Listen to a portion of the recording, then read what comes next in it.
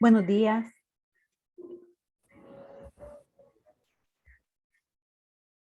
Buenos días, Buenos días, Lick. Buenos días. Buenos días, Lin. Miren que tengo un problemita que cambié de lentes. Estaba activando la cámara. Lo voy a activar. Bueno, y me fijo que si me muevo, hay mucho reflejo en mis lentes de la pantalla. Yo creo que eso a ustedes les molesta. No sé, díganme si, miren, se mira horrible. ¿Les molesta el reflejo? A mí me molesta.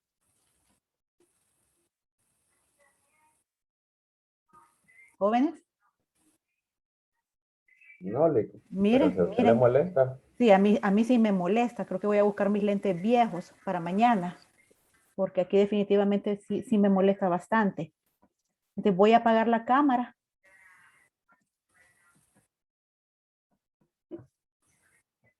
Ok, qué raro que solo hayan entrado 7 hasta ahorita, pero bueno, vamos a comenzar. Mi nombre es Yolani Flores. ¿Verdad? Voy a impartirles la clase de lenguaje de programación 1. ¿Verdad? El día de ayer les dejé 2 videos con instrucciones para poder instalar el software que vamos a utilizar en la clase. Espero que lo hayan podido hacer. Si no, pues tienen el día de hoy para poder realizarlo. También dejé unos documentos en el campus. Voy a entrar ahorita.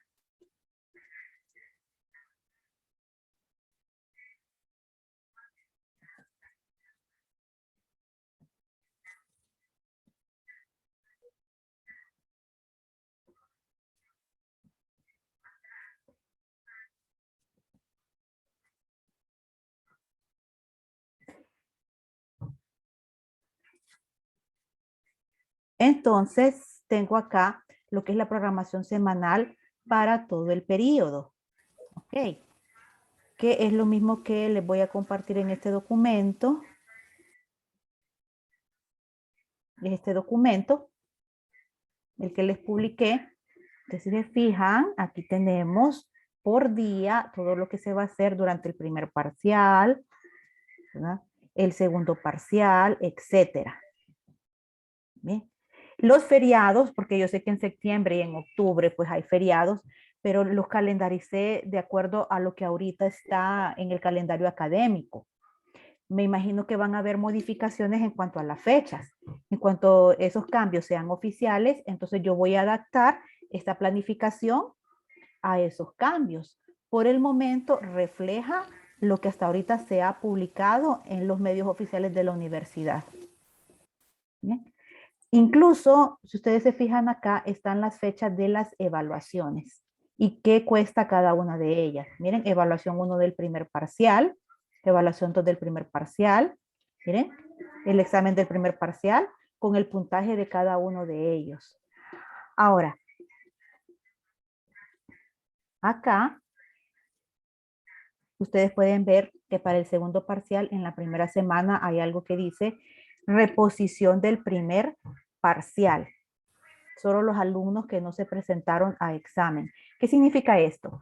Bueno, yo inicié el periodo pasado otorgando una reposición por parcial, ¿verdad? Teniendo en cuenta que muchas veces nosotros tenemos problemas técnicos con el equipo o que se va la luz o que no tenemos internet.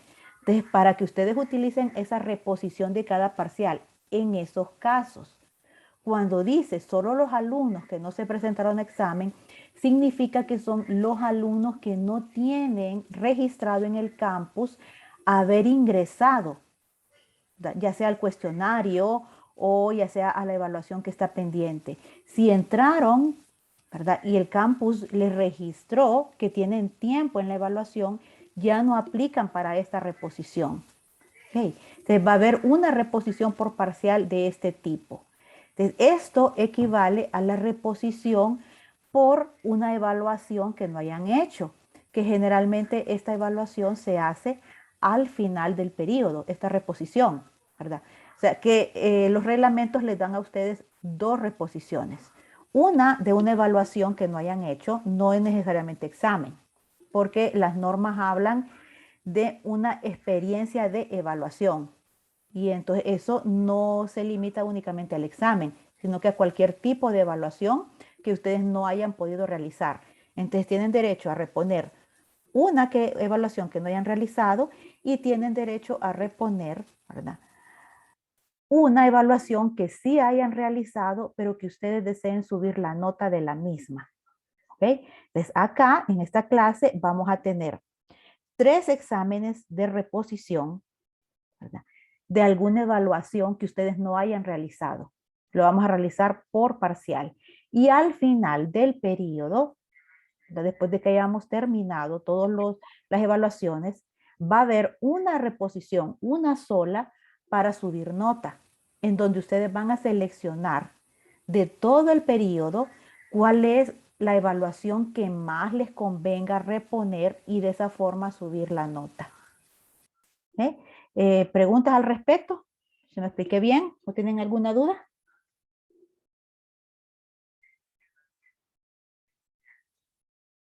No, Lick. ¿Todo claro?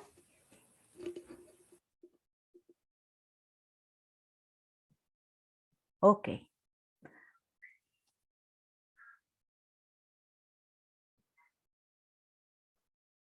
Ahora, lo que quiero saber es cómo les fue con la instalación de Java y de NetBeans, si lo pudieron realizar. Yo sí le... Hoy, bueno, casualmente hoy me sale todo ya.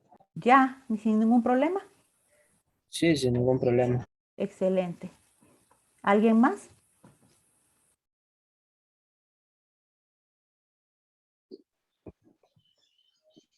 Yo lo tengo listo, ya está Ya. todo instalado. Sí. Excelente, porque vamos a ver un poquito de programación hoy, ¿verdad? Pero vamos a primero ver también un poquito de teoría.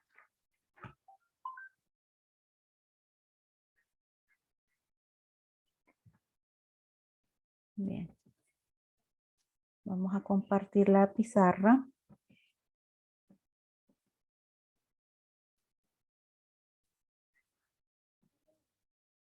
Entonces acá vamos a poner en lenguaje de programación 1.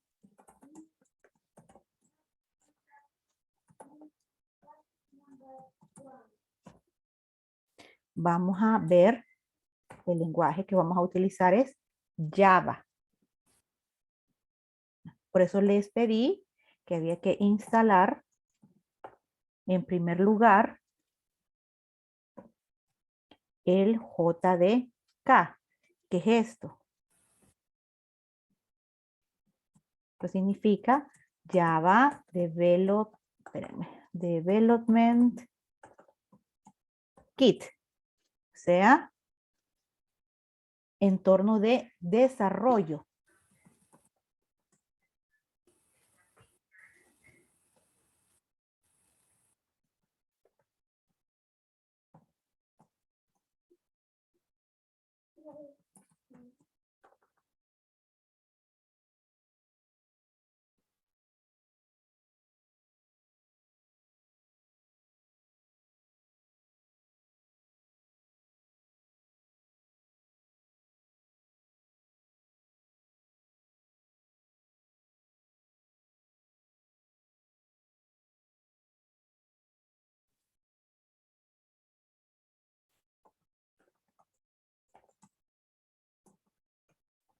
Entonces, son dos partes. El primero es el JDK, que es el Java Development Kit.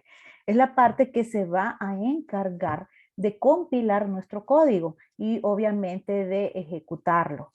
Bien. Pero eso de nuestro código, pues nosotros lo tenemos que escribir en algún lado. Y por eso es que vamos a instalar o instalamos NetBeans. Bien. NetBeans es un IDE. Esto significa interfaz se escribe, de desarrollo. La interfase, ¿verdad? Su concepto es que es un elemento que sirve para que nosotros nos comuniquemos con la computadora. Eso es lo que significa una interfase. Entonces, el interfase de desarrollo es el lugar donde vamos a escribir nuestro código. Por eso ocupamos las dos cosas, el NetBeans para poder escribir nuestro código y el JDK para poder compilar nuestro código. Esos son los dos software que deben de tener instalados. Por ahí mencionaban otro, se lo voy a poner aparte porque no hay que instalarlo, que se llama JRE. ¿Verdad? Pero esto, que significa Java Runtime Environment, ¿verdad?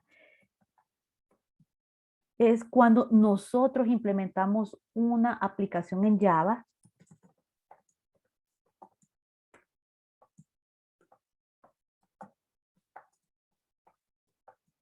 y el cliente debe ejecutarla.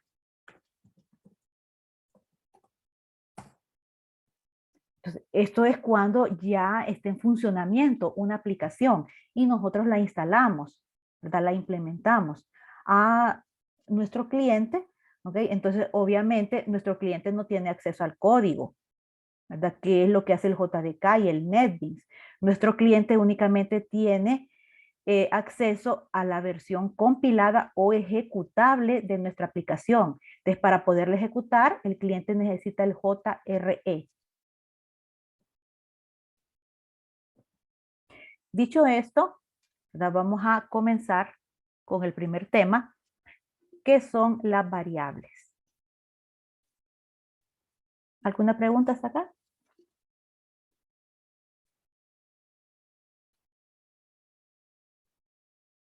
¿No? Vamos a dejar de compartir la pizarra. Y quiero compartir cuáles son los tipos de variables que existen en Java. Tenemos ahí ese gráfico. Bien, hoy vamos a comenzar con lo que se llama datos primitivos. Datos primitivos, ¿verdad? Son, como le llamamos en metodología, por ejemplo, datos simples o no estructurados. Cuando veamos los datos no primitivos se van a dar cuenta ustedes de cuál es la diferencia. Aunque ahorita, como ya llevaron metodología, ustedes pues implementaron algunos pseudocódigos con datos no primitivos. Por ejemplo, los vectores y las matrices son datos no primitivos. Y después todo lo que vieron anteriormente, que si es entero real, ¿verdad? O sea, numérico entero, numérico real, que si es lógico, que si es carácter, si es cadena de caracteres, eso entraba en la categoría de datos simples, que aquí se les llama datos primitivos. Entonces, ¿cómo los clasifica Java? Tenemos los datos primitivos, tenemos el booleano. Ya sabemos que el booleano es el tipo de dato lógico, o sea que sus únicos valores pueden ser verdadero o falso. La siguiente categoría, miren, tenemos los numéricos, ¿verdad? Tenemos los de punto flotante o reales. Entonces, hay dos categorías acá en Java. Yo puedo definir una variable, ya sea de tipo float o de tipo double. Si defino en cualquiera de las dos categorías, me refiero a un dato numérico que acepta componente decimal. ¿Cuál es la diferencia entre ambas? El espacio que ocupa en memoria. Bien, double ocupa más espacio en memoria que un dato de tipo float. Por lo tanto, puede almacenar un número mucho más grande que un dato de tipo float. El entero, el numérico entero, tiene 4 categorías o 4 tipos de datos. Tenemos el byte, el short, el int y el long. Todos son datos de tipo entero. Entonces, ¿qué significa un dato de tipo entero? Que no puede tener componente decimal. ¿Ok? ¿Cuál es la diferencia entre estos cuatro? El espacio que ocupa en memoria. Aquí están clasificados desde el que ocupa menos espacio, que es el byte, después viene el short, hasta el que ocupa la mayor cantidad de memoria, que es el long. ¿Okay? Entonces, obviamente, entre más espacio en memoria ocupe el dato, se puede guardar un número mucho más grande. Ya vamos a ver la tabla para entender mejor esto. Y tenemos el dato de tipo carácter. Ok, no hay que confundirlo con este que está acá, que es el string. String significa cadena, porque un dato de tipo carácter es aquel que únicamente puede almacenar ¿qué? Una sola posición, ya sea una letra, ¿verdad? Un carácter especial o un dígito. O sea, yo puedo almacenar perfectamente en un dato de tipo char, en una variable, 9, el dígito 9. Pero sabemos que ese 9 no es un número porque no está en ninguna de estas dos categorías. Ni es flotante ni es entero. Es un carácter, ¿verdad? Entonces, 9 como char no nos sirve para poder realizar operaciones aritméticas. Pero lo podemos almacenar ahí para otro tipo de acciones, como por ejemplo identificadores. Esos son los primitivos. Los tipos de datos no primitivos, ¿verdad? O estructurados, el primero que tenemos es el string. String, como les había dicho, significa cadena de caracteres. O sea, que es un conjunto de caracteres. Si queremos escribir un nombre, una dirección, etcétera, son datos que están conformados, ¿verdad? Ya sea por únicamente letras o una combinación de letras, de dígitos y de caracteres especiales. ¿Ok? Los arrays o arreglos. Aquí entran los vectores y las matrices.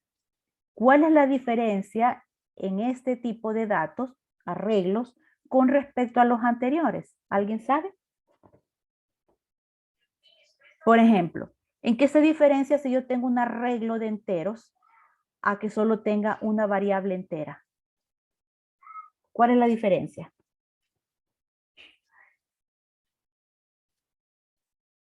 El arreglo ocupa varios espacios, Lick. Exactamente, en el arreglo, porque es un dato estructurado, se puede almacenar varios números al mismo tiempo, ¿verdad? En cambio, si yo lo defino, ya sea en cualquiera de estas categorías, byte, short, int o long, solo puedo guardar un número al mismo tiempo. Es como que si yo dijera, quiero almacenar para un cliente, ¿cuántas unidades lleva de un producto? Entonces, viene el primer cliente a la tienda y dice, llevo 10 unidades. Entonces, esos 10, que es un dato de tipo entero, si yo lo guardo en cualquiera de estos, obviamente lo va a aceptar, el número 10. Pero si viene un segundo cliente, ¿qué va a pasar con el dato del primero? Desaparece. ¿Por qué? Porque la variable solo es capaz de almacenar un valor a la vez.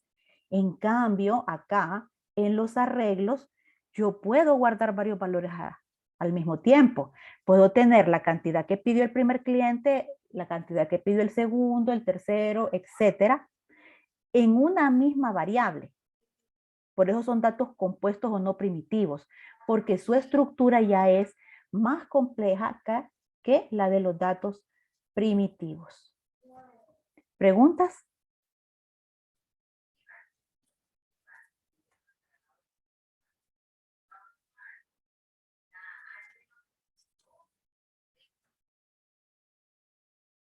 ¿No hay dudas?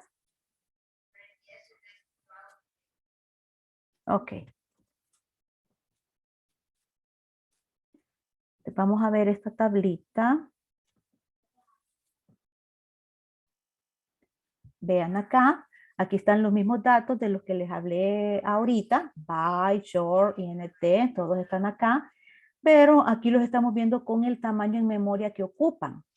Ok.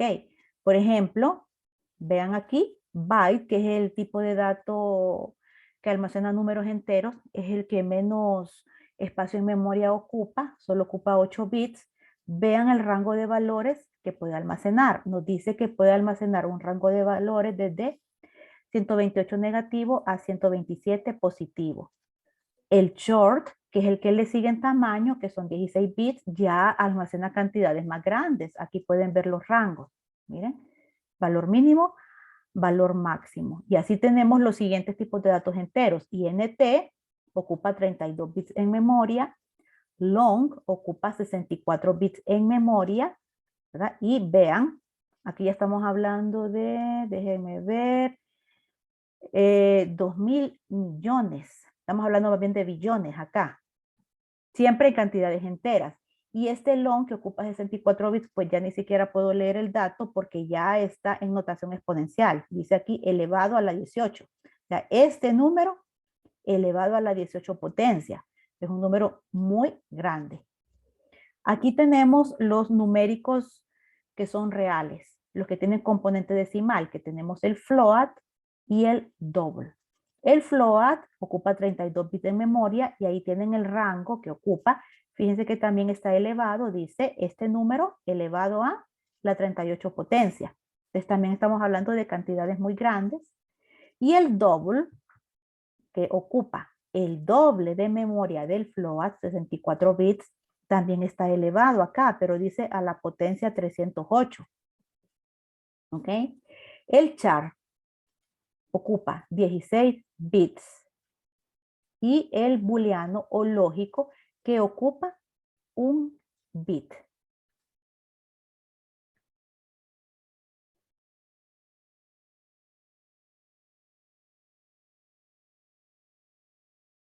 ¿Entendido?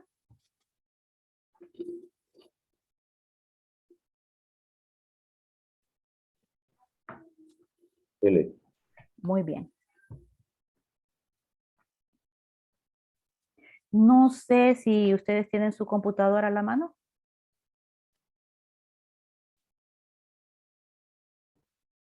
Yo no le. Les recomiendo que Yo ya, sí, Lix. sí, que a partir de mañana ya ustedes tengan listo para poder empezar a programar.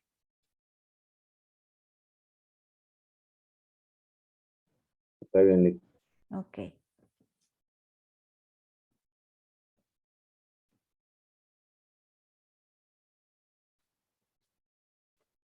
Bien, esta es la interfase de NetBeans. Cuando abrimos el software, esto es lo que se nos presenta. Para poder iniciar un proyecto, voy a explicarles los pasos, porque hay varios tipos de proyectos. Entonces nos vamos a ir a File, acá, New Project. Entonces nos abre esta ventana, New Project, y nos dice elija un proyecto, Choose Project. Entonces vamos a elegir este primero que está aquí, Java with Maven. ¿Ok? Y a la par, porque estas son las categorías, a la par nos dice el tipo de proyectos. Entonces, aquí está marcado Java Application, que es el que vamos a utilizar. Entonces, le damos Next, repito acá, New Project, seleccionamos en las categorías Java with Maven y en Projects seleccionamos Java Application. Habiendo seleccionado esos dos, nos vamos a Next, al botón. Se nos abre esta ventana. Entonces nos dice, ¿cuál va a ser el nombre de su proyecto? Bueno, como vamos a trabajar primero con variables, voy a ponerle a mi proyecto, no, tipos de variables. Ahí está. Ya asigné el nombre. Ahora, ¿a dónde va a guardar su proyecto? Project Location. Yo aquí cambié la ubicación que da él por omisión. Si ustedes la van a cambiar, entonces aquí en Browse, que se les va a abrir la ventana de navegación para que ustedes seleccionen la carpeta. Si lo desean, pueden crear una carpeta únicamente para sus proyectos de lenguaje 1. Entonces se van a esa carpeta, tal como hice yo. Y aquí le damos Finish.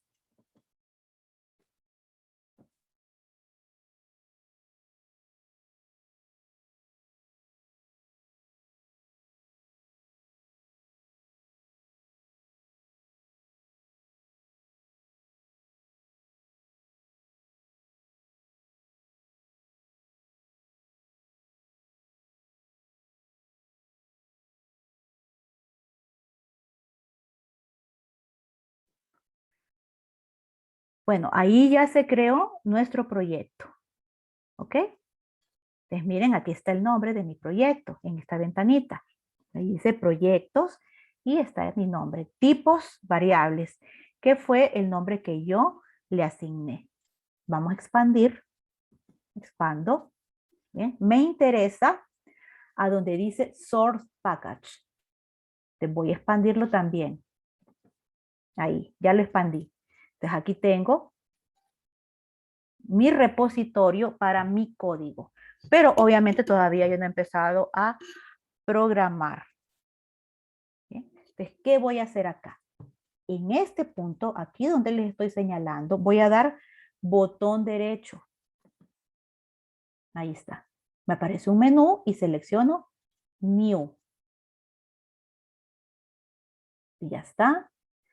Después de que he seleccionado New, me voy acá y selecciono donde dice Java Main Class, que es el tipo de código que voy a crear. Entonces, selecciono.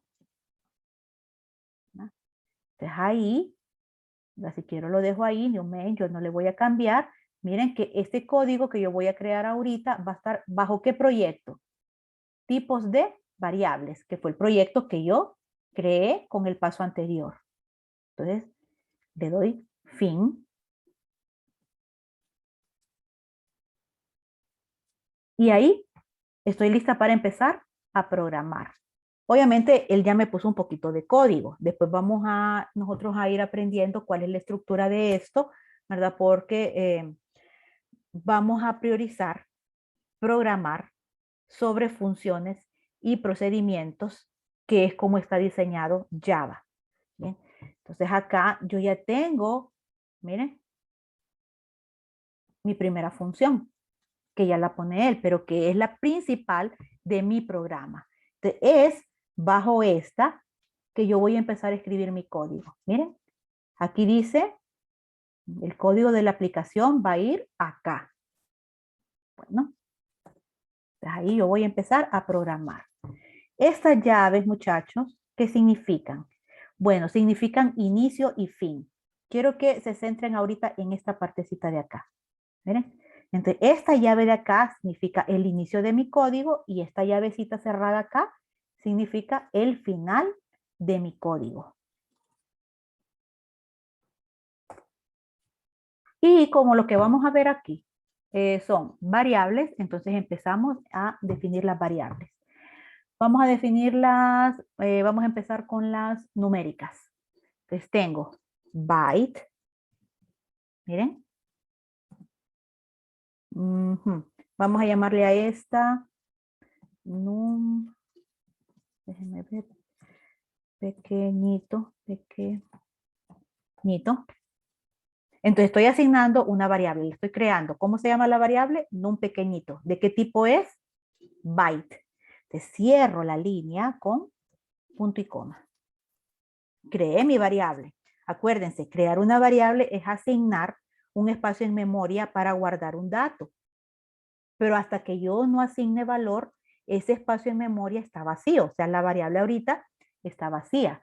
Yo tengo que asignarle un dato. Entonces vamos a hacer eso. Te digo num pequeñito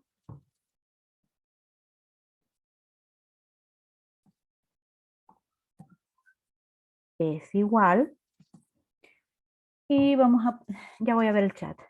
Digamos 125. ¿Ok? Entonces miren, ahí la asignación está correcta, no me da problemas. Probemos con otro número. Vamos a poner un número más acá, digamos 8. Oh, ahí ya me lo subrayó en rojo. ¿Qué es lo que pasa? Bueno, pongo el puntero. Leamos el error que dice ahí. ¿Miren? En inglés, bueno, en español, tipos incompatibles. Dice, posible pérdida en la conversión de entero a byte. Ah, ya me está hablando de dos tipos de datos y me dice que tiene problemas. ¿Cuál será el problema? ¿Qué creen ustedes que pase ahí? Mientras leo el chat. El tamaño del dato. El tamaño de la variable. Sí. pero yo quiero que sea byte, porque estamos empezando a declarar todas las variables. Entonces, asumamos que está bien declarada, que en un pequeñito es un byte. Entonces, obviamente, el error está en la siguiente línea. ¿Qué problema tengo yo acá? No voy a cambiar la definición porque yo asumo que está correctamente definida. ¿Qué problema tengo aquí? El número es muy grande.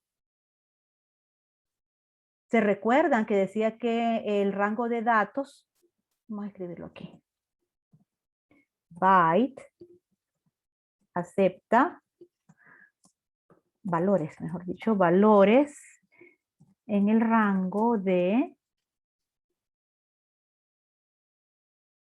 126 negativo a 127. Entonces, ¿qué pasa acá? Le asigné un valor que no puede guardar porque no tiene suficiente espacio en memoria. Eso significa ese error. Una de las razones por las cuales ese error puede salir. Lean el error para que ustedes se vayan familiarizando en lo que significa. Miren, posible pérdida en la conversión, pero yo no quiero convertir. Posible pérdida, ¿por qué? Si no cabe el dato, es muy grande para el tamaño de la variable. Te corrijo, ahí está. ¿Cuál es el siguiente? Es short. A este le vamos a llamar num pequeño. Entonces, siempre punto y coma. Java es sensible a las mayúsculas, ¿verdad? Significa que no es lo mismo escribir algo con mayúsculas que con minúsculas. Ok, hasta asignado el espacio en memoria, pero está vacío el espacio en memoria. Asignémosle valor a la variable. Num pequeño es igual a ¿qué rango de datos trabajaba acá? Bueno, pongámoslo aquí. Entonces digamos short acepta valores en el rango de negativo 32.768 creo, a positivo 32.767. Ok. Bueno, miremos. Un dato que esté 5.000. ¿Estamos ahí? Correcto, no me da ningún problema. Probemos con un dato más grande. 85.000. Ahí a lo subrayo en rojo, ¿qué me dice? Miren, el mismo error. Posiblemente pierda información en la conversión. Bueno, pero es porque estoy poniendo un número demasiado grande. Entonces vamos a quitarlo. Ahí sí respeta, ¿verdad?, los valores que puede almacenar.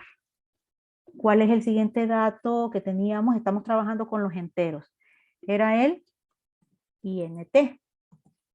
A este le vamos a llamar número entero.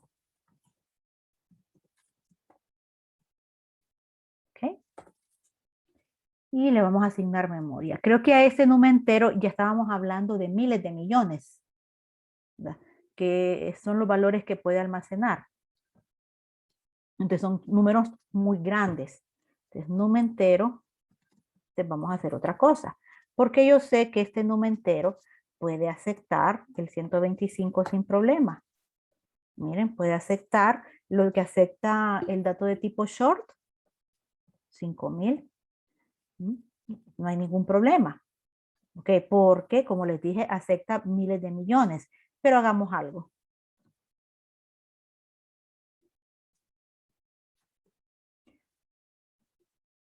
Pongámosle punto 56. Ay, otra vez tengo un problema ahí. ¿Cuál será el problema que tengo? El número real. Le puse un número real.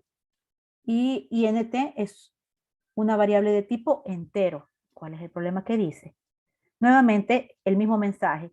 Posible pérdida de información en la conversión. Y me está diciendo que yo quiero guardar un dato de tipo double en un dato de tipo entero y que no lo puedo hacer de forma directa.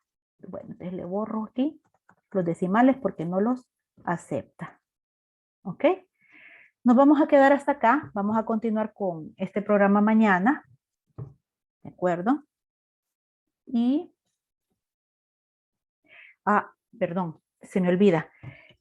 Posiblemente mañana aquí no hay energía eléctrica todo el día porque ya mandaron el aviso, ¿verdad? Que no va a haber luz de 8 a 4 de la tarde.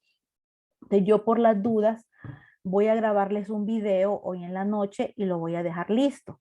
Si no se va la luz mañana, tenemos la clase normal. Pero si yo no tengo energía, entonces ustedes entran y ven el video.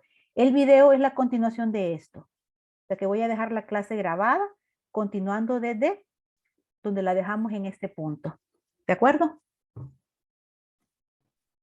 Está bien, Lick. Listo, Lick, gracias. Bueno, muchas gracias a ustedes. Feliz día. Gracias, Lick. Gracias a ustedes.